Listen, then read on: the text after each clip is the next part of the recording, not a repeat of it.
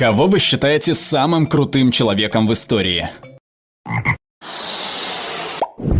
Может быть, не самый крутой человек, но определенно заслуживает почетное упоминание. Станислав Петров. Человек, который спас мир от тотальной ядерной войны в 1983 году. В ночь на 26 сентября 1983 года Петров был оперативным дежурным на командном пункте системы предупреждения ракетного нападения в секретной части Серпухов-15 в Подмосковье. В 0:15 компьютер подал сигнал: с территории США запущена баллистическая ракета. По инструкции Петров должен был сразу доложить об этом руководству и получить приказ на ответный пуск, но он этого не сделал, потому что понял, что тревога была ложной. Витольд Пелецкий добровольно отправился в лагерь смерти Освенцим и сбежал из него, чтобы доложить командованию, что там происходит с людьми. Витольд был лидером польского сопротивления. Все знали, что в Освенциме происходит что-то плохое, но нужно было получить подтверждение из первых уст. Витольду дали личность человека, которого считали погибшим. Затем он намеренно попал в нацистскую облаву, которая должна была отправить всех пойманных в лагерь. Определенно майор Хью Томпсон. В 1968 году Томпсону удалось почти в одиночку остановить резню во вьетнамской деревне Сонгми. Он прибыл после того, как многие гражданские уже были убиты, и не мог понять, как они умерли. Поняв, что его сослуживцы, американские солдаты, стреляют по безоружным гражданским, он посадил свой вертолет между вьетнамцами и солдатами. Затем он сказал войскам, что если они продолжат делать то, что делают, он и его команда откроют по ним огонь. Он спас 11 местных жителей. Вернувшись на базу, он подал рапорт на то, чему стал свидетелем. Его рапорт не придали огласке, а его самого подвергли огромной критике. Только в 1998 году армия признала, что он поступил правильно. На войне принято быть храбрым, когда знаешь, что тебя будут восхвалять как героя. Совсем другое дело делать это, зная, что тебя сочтут предателем. Он пошел против своих войск и страны, чтобы защитить невинные жизни, чего бы это ему не стоило.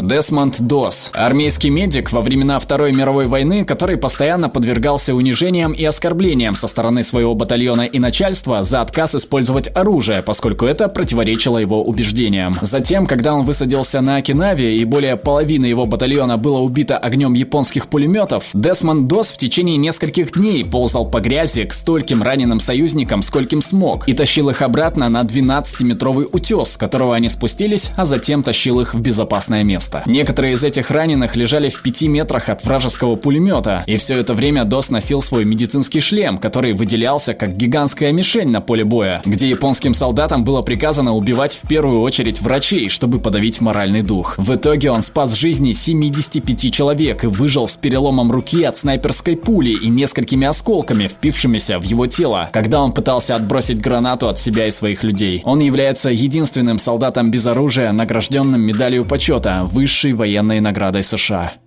Та девочка-подросток, которая единственная выжила в авиакатастрофе и преодолела Амазонку, она определенно возглавляет список. Несмотря на ранения, кровотечение и функциональную слепоту, у нее были большие проблемы со зрением, и она потеряла свои очки во время крушения. Помню, я читал, что она перешла вброд реку, используя ботинок, чтобы стучать перед собой и отпугивать возможных змей. Затем ее нашли местные туземцы, плывшие на лодке по реке. Хельге Мейер, также известный как Божий Рэмбо, офицер датского спецназа, который купил Камара 1979 года и превратил его в бронированного зверя, чтобы он мог доставлять гуманитарную помощь в охваченную войной Югославию во время гражданской войны и этнических чисток. Ну, нельзя упомянуть Хельге Мейера, не рассказав некоторые подробности об автомобиле. Chevrolet Camaro 1979 года. Окна, усиленные металлом, кевларовая обшивка, противоминная конструкция, стелс-краска, инфракрасные фары, шины с шипами, GPS и система закиси азота. Его было трудно обнаружить, трудно преследовать, и он отбивался от пуль. О, и у него была маленькая желтая резиновая утка, зажатая в передней решетке. Что касается Хельги Мейера, обратите внимание, что его никто не просил это делать. Будучи в Дании, он просто увидел по телевизору гуманитарный кризис и решил что-то с этим сделать. В то время он был просто гражданским лицом, хотя и бывшим оперативником датского спецназа. У него даже не было оружия. Не знаю, правда ли это, но история о том, как ребенку откусила конечность акула. Дядя был с ним, и он вытащил акулу из воды и извлек из нее конечность. Вроде как ребенок полностью выздоровел. Я недавно читал об этом. В основном правда, но мальчик не выздоровел полностью, хотя руку пришили успешно. Потеря крови, которую он перенес, вызвала повреждение мозга. И он не говорит, но живет счастливой жизнью. Он остался жив благодаря усилиям окружающих, которые делали искусственное дыхание. Борясь с акулой длиной 2 метра и весом 300 килограммов, его дядя предотвратил ее нападение на других детей в воде, а также помог извлечь конечность своего племянника. Еще в сети распространилось обвинение, написанное анонимным источником, и в конечном итоге опровергнуто, о том, что дядя ловил акул, делая подкормку, выловил и намотал на катушку акулу-быка, которая напала на его племянника. Мария Октябрьская. Ее муж погиб во время Второй мировой войны, поэтому она продала все свое имущество, купила танк Т-34 и пошла в армию. И она была чертовски хороша в этом деле. В первом же бою уничтожила несколько пулеметных гнезд и артиллерийских орудий. Часто ее танк получал повреждения, она игнорировала приказы, выпрыгивала и ремонтировала его под сильным огнем, садилась обратно и продолжала бой. О злости этой женщины на немцев за убийство ее мужа ходят легенды. Она делала это в каждом бою, пока ее не убили, когда она чинила танк под шквальным огнем. Она закончила работу, но, к сожалению, танк был подбит снарядом и экипаж погиб. Именно поэтому она стала первой женщиной в батальоне, удостоенной звания Героя Советского Союза. Она похоронена в сквере памяти героев в Смоленске. Канадский Рэмбо, он же майор Лео. Чувак в одиночку освободил целый город в Нидерландах, будучи раненым во время Второй мировой войны. Да, черт возьми, Лео был великолепен. Захватил немецкий танк в одиночку, вступил в бой с патрулем эсэсовцев, убил 4 и потерял глаз от фосфорной гранаты, стал снайпером. И это только первый абзац со страницы Википедии о его жизни. Чувак был легендой. Несмотря на все то дерьмо, которое он сделал, за которое его должны были убить, он умер в 2008 году в возрасте 87 лет, дома в Канаде.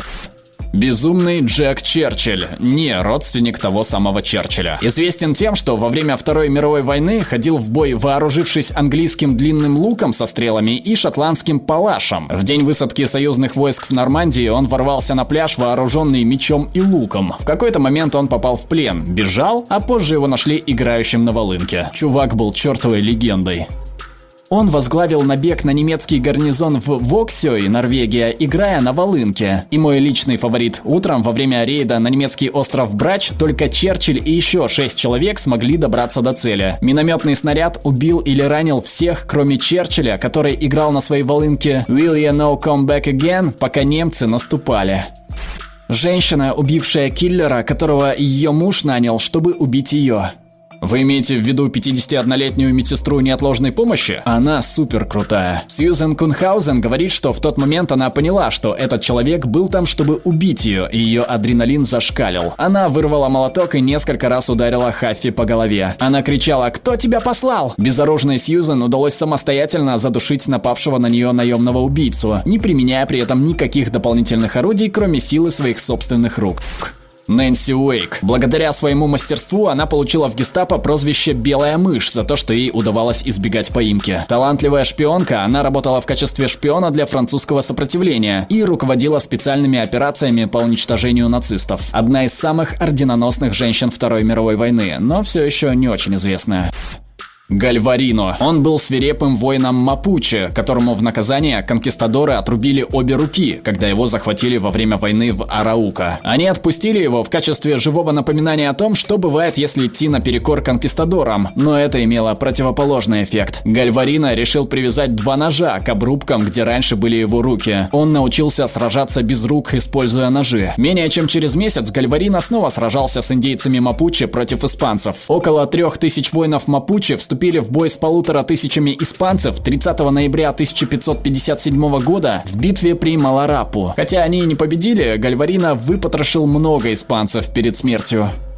Хуан Пуйоль Гарсия по кличке Гарбо. Парень был образованным, убежденным антифашистом-испанцем во время Второй мировой войны. Он обратился к англичанам с предложением шпионить для них, но они отказали ему. Тогда он обращается к немцам с предложением шпионить для них, и они его принимают. Ему дают задание отправиться в Англию и шпионить, но вместо этого он просто идет в библиотеку в Португалии и выдает немцам непрерывный поток книжных фактов вперемешку с чепухой. Англичане, которые к этому времени уже взломали немецкие коды, замечают, что у немцев немцев есть шпион, который несет чушь и заставляет немцев тратить ресурсы на поиски несуществующих конвоев. Поэтому они меняют свое мнение и принимают Гарсию в качестве двойного агента, и он становится просто одним из величайших в мире специалистов по созданию брехни. Ми-6 передает ему кое-какие сведения, но большую часть он придумывает сам, включая обширную сеть фиктивных шпионов, на которых немцы тратят ресурсы и средства. Его работа помогает одурачить немцев, заставив их думать, что после отвлекающей атаки на Нормандию в Кале готова вторгнуться большая армейская группировка. Гитлер настолько убежден в этом, что не позволяет большому количеству своих резервов укрепить Нормандию. Десятки тысяч жизней, если не сотни тысяч, вероятно, были спасены. И все потому, что у одного человека хватило смелости войти в немецкое посольство, предложить себя в качестве шпиона, а затем снабжать нацистов непрерывным потоком брехни. А они так ничего и не поняли. В последние дни Второй мировой войны Хуан Пуэль Гарсия получил от нацистов железный крест за свои шпионские заслуги.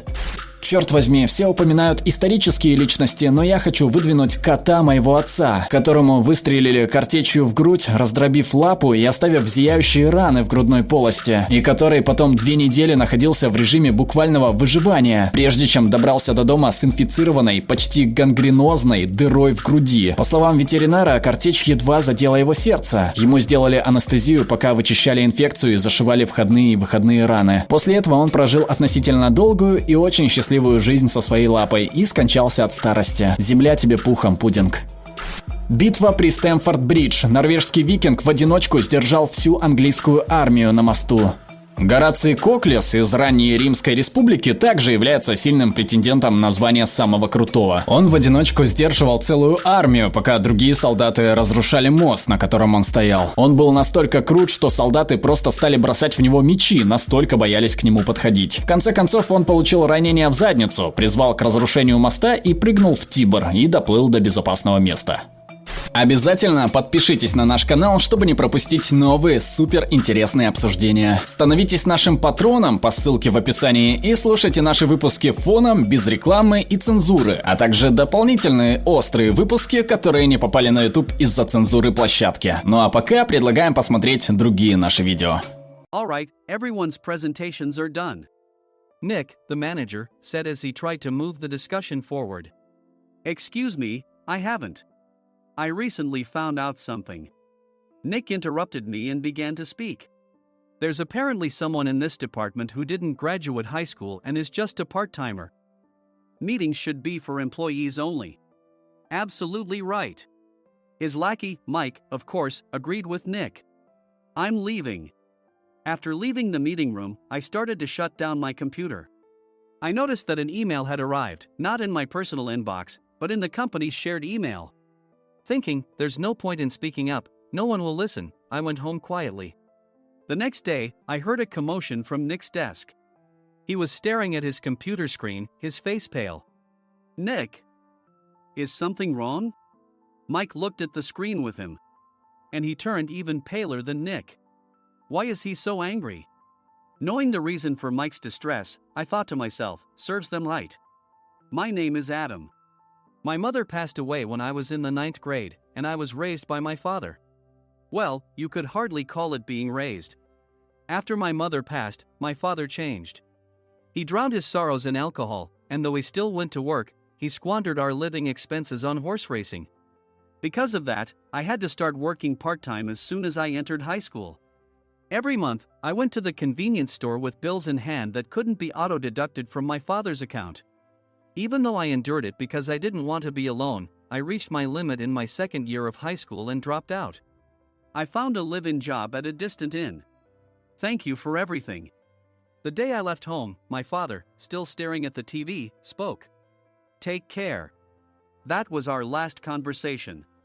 Back then, 18 wasn't the age of majority, so I needed my father's permission to work, and I couldn't hide my place of employment.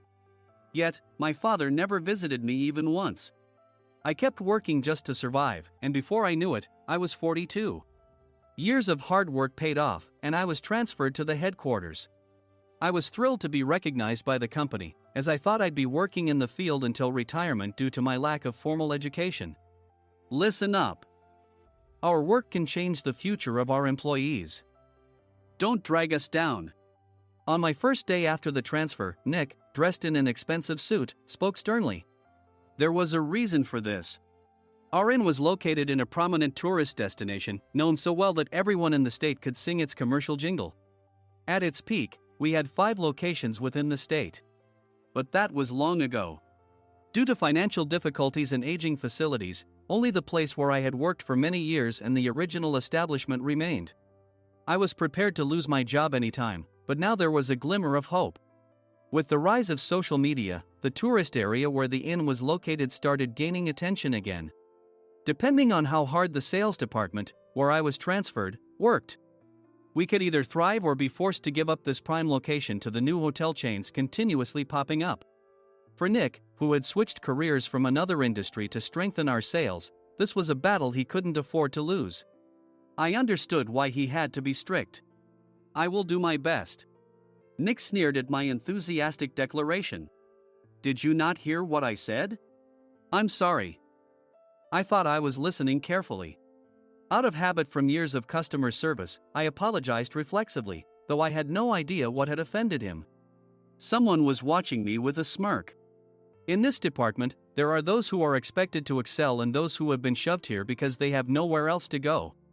You are the latter. It was Mike, the section chief.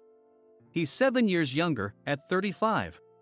But he was called to headquarters much earlier than I was and had been moving around within the headquarters ever since. I'm not jealous, but I can't accept that he's my boss. Graduating from a prestigious university, he has an unusually high pride and caused many problems as a newbie, making things very difficult for me when I was the front desk leader. When I found out Mike was transferred to the sales department a month before me, I was disheartened. Mike is right. With just a middle school diploma, there's not much you can do. Don't even think about achieving results. As if I didn't exist, Nick remarked, "I'm thirsty." Mike eagerly ran to the coffee maker. It seems Mike is Nick's lackey. I regretted being happy about my transfer to headquarters, wishing I had stayed on site forever.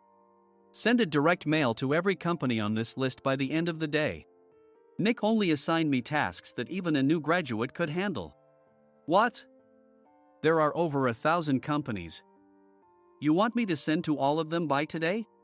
Yes, if you and your fellow misfits split the work, even those with nowhere else to go should finish by today. I glanced at the employees typing away expressionlessly. They were worn out from customer service, only thinking about leaving on time, or were women reassigned after having children, with zero motivation for work. Even Sam, a new graduate from the same university as Mike, who was supposed to be among the expected achievers, had no enthusiasm for the job, having joined the company wanting to do customer service. "I don't care what they say, I plan to quit anytime," he said. Only Nick and Mike were highly motivated, making all the decisions between the two of them. I originally only wanted to work at the inn to survive and had no particular attachment to this job. I swallowed my words, thinking I had no right to reprimand them. About a month after the transfer, Nick told us with a frustrated look, "To commemorate the 50th anniversary, we've decided to create a plan exclusive for one group per day."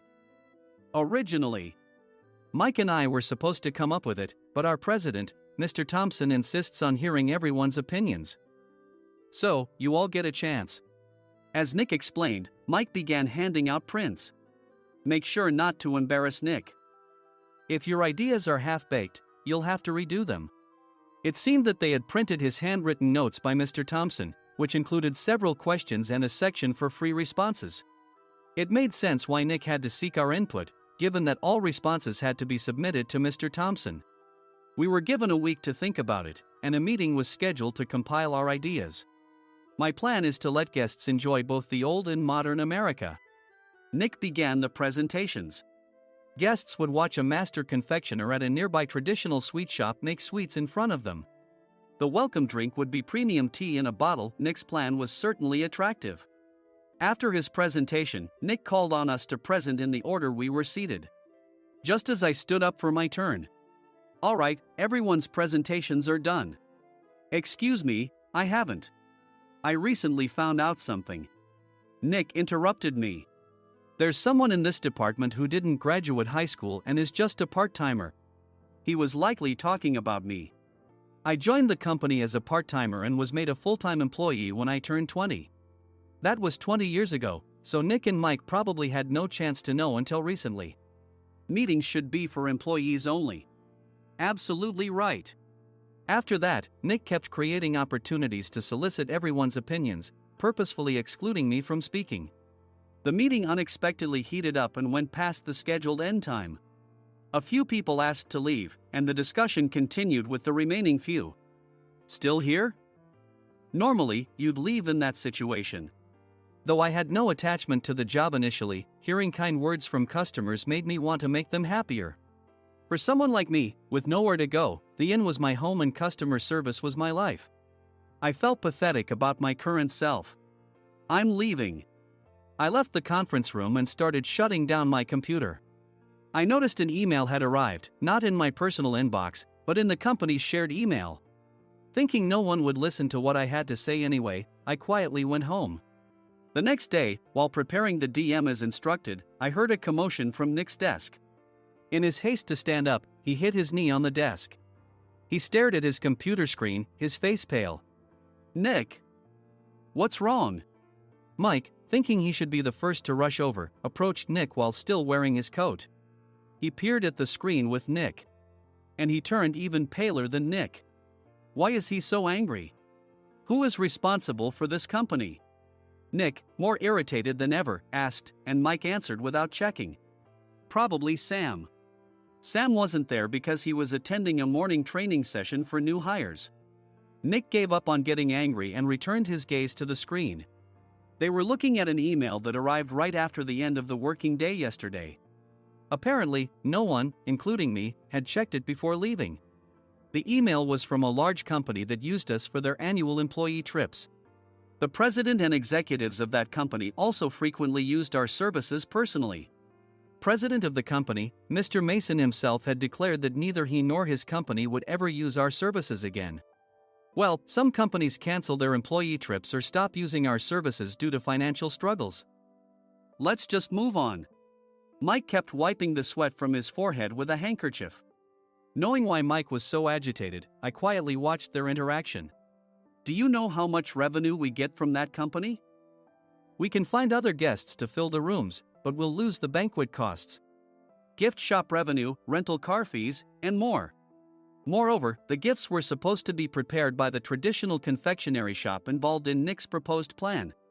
If it's known that we incurred such a huge loss at this critical time, Nick's position in the company would be jeopardized. Nick took a deep breath, seemingly trying to calm himself. All right, Mike. Go to New York right now and apologize to Mr. Mason. What? You're coming with me, right? I have urgent work to do. I trust you, which is why I'm entrusting this to you. Please. Mike, believing Nick's sincerity, agreed with a determined look on his face, saying, yes. That's Nick for you. Even if Mike went to apologize, Nick would shift all the blame onto him if the client didn't change their mind. Well, it was Mike's fault to begin with, so it served him right. About 3 hours later, Sam answered a call from somewhere and repeatedly apologized, saying, I'm very sorry.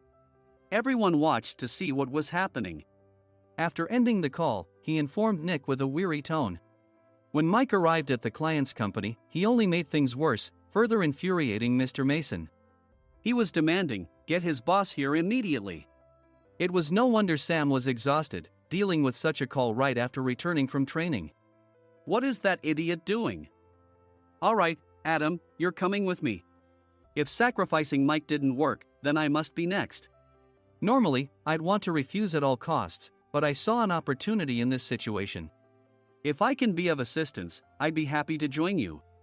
I obediently followed Nick, and we flew to New York. When we introduced ourselves at the reception, it became clear how serious the situation was. As the receptionist personally escorted us to the president's office. Angry voices leaked through the door, making both Nick and me uneasy. Excuse me. I'm Nick, the supervisor. I understand my subordinate has caused you trouble, and I deeply apologize. Nick, with his experience in the corporate world, knew enough to offer an apology before excuses. However, his customer service skills left much to be desired. I sighed as I saw Mike trembling like a small dog in the corner of the room. What kind of training are you giving your subordinates? Mr. Mason glared at Nick with a red face. The intensity of his gaze made even Nick take a step back. Regrettably, I joined this company only 2 years ago and was unaware of Mike's issues. I should have identified his shortcomings sooner. Indeed. I should have realized sooner. No sensible person would come to apologize and then give a lengthy presentation on the drawbacks of not using their in. Nick froze, his mouth slightly open. Suspecting the worst, I picked up the documents that had fallen to the floor. It seemed Mike hastily prepared these documents on the plane, listing the disadvantages. Disadvantage 1: if you change the venue for the company trip, employees might suspect it's for cost-cutting reasons, leading to a negative impression. Reading it aloud half-jokingly, Nick snatched the papers from my hand and checked the contents with a furious expression. Among the stack of documents was a receipt from a nearby convenience store's copy machine. I felt a pang of dread, hoping he hadn't shown the receipt as well. What do you think he said when I asked what kind of nerve he had to do this? I'm very sorry. Faced with the dire situation, Nick must have thought there was nothing left to do but apologize. In a voice smaller than I'd ever heard from him, he uttered words of apology. He said, "I'm a Harvard graduate. I don't believe I said anything wrong." Mike! What have you done? Forgetting his plan to pin the blame on Mike, Nick yelled loudly, even in front of Mr. Mason. "I didn't do anything wrong." "You're still saying that? Look at him." Mike pointed at me with a shaking hand. "I was assigned to headquarters in my 20s and now I'm a section chief. This guy only made it to headquarters at 42. Everything I've done proves I was right. So why are we losing the contract?" Having said his piece, Mike collapsed to the floor. "Of course. You were sent there because you had nowhere else to go." Mike never expected to hear such words from someone he looked down upon. He lunged at me, and Nick hurriedly stepped in to stop him. "Mr. Thompson told me Mike is a quick thinker, and to take good care of him." There's no way he was pushed aside. "Don't make things worse here. He didn't say quick thinker, he said only quick-witted, didn't he?" I don't remember that part." I recalled the many troubles Mike caused when he was a newbie. When Mike was on the front line, his pride was so high that he never apologized to customers. Customer service, especially in our job, doesn't work alone. It brings both good and bad situations.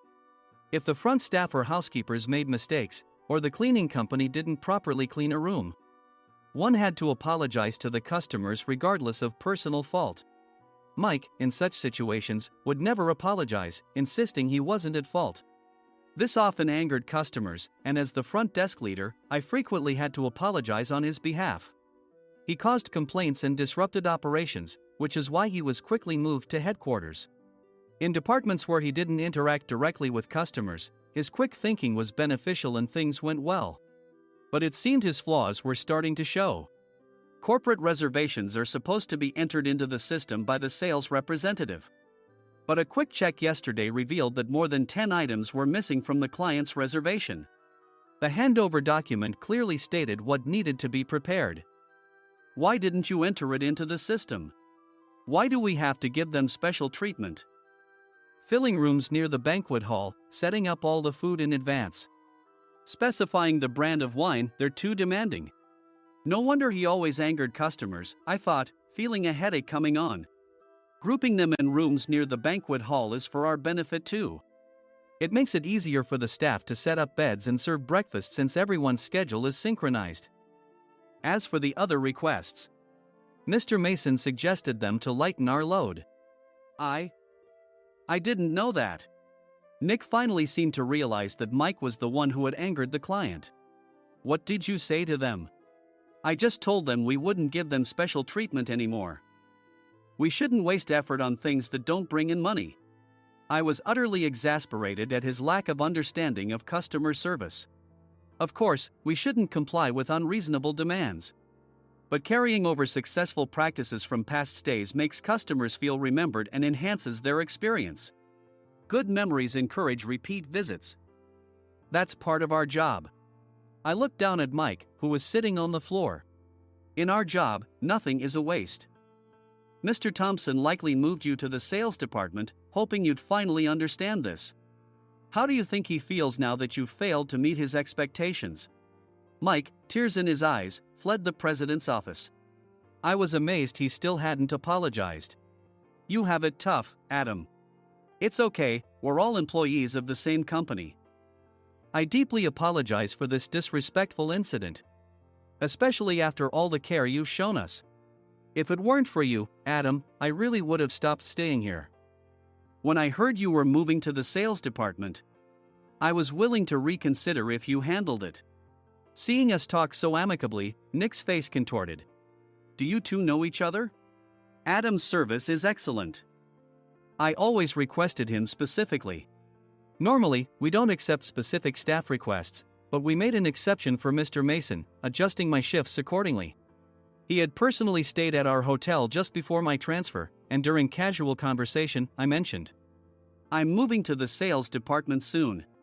If I hadn't told him then, things could have been much worse. Please continue to take care of us. I look forward to it. On the return flight, Nick awkwardly offered me a can of beer. It's still working hours. Of course, I had no intention of forgiving him for a single beer. Nick might try to pin everything on Mike and avoid any consequences. While pondering this, a startling fact came to light. Nick, the tea bottles for the plan have arrived. I handed Nick a bottle labeled with our inn's name. They look good. What are you talking about? These are plastic bottles. I had assumed we would use the trendy, high-end bottling tea. But what arrived were ordinary plastic bottles of tea with customized labels. The only unique aspect was the label, which had the inn's name, making it look customized. Upon further investigation, I discovered that a substantial amount of money was set to be paid to the tea company. It was priced like bottling tea. Does this plastic bottle really cost $100 each? The tea inside is specially blended for us. The extra cost is for that. Wouldn't it be better to use another tea company? Or is there a specific reason we must use this one? As Nick continued to make excuses, I showed him a printed email. I informed the tea company's president, Mr. Mitchell, that we discovered irregular payments and he confessed. He said you two were high school classmates and planned to split the extra money. That idiot. Why did he confess? That's not important. You should worry about yourself, this could turn into a police matter. Opening the bottle cap, I suggested. How about calming down with this tea? It supposedly has a relaxing effect. Nick drank the tea frantically.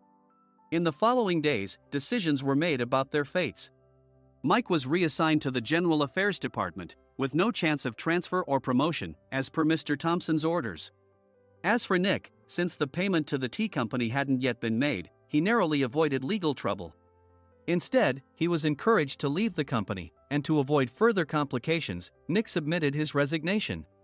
Rumor has it that connections between HR departments have made it difficult for him to find new employment. Even though it was good to have those two gone, something unexpected happened in the sales department. Everyone became motivated and united in refining the 50th anniversary plan. In the end, my plan was adopted. We collaborated with the Tourist Information Center to provide personalized guides. The plan, tailored to the number of guests, was truly special for the 50th anniversary. Hey, is Adam's family coming to stay?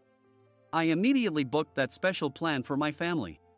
Sam noticed it on the reservation list and quickly picked up on it. Yes, I'm inviting my father. That's great. I might invite my parents too. I lacked the courage to face my father just as Adam. But here, with the confidence Mr. Mason praised, I felt ready. The 50th anniversary plan was a perfect opportunity to reconnect with my father. I hoped to bring back the days when we could laugh together as we once did.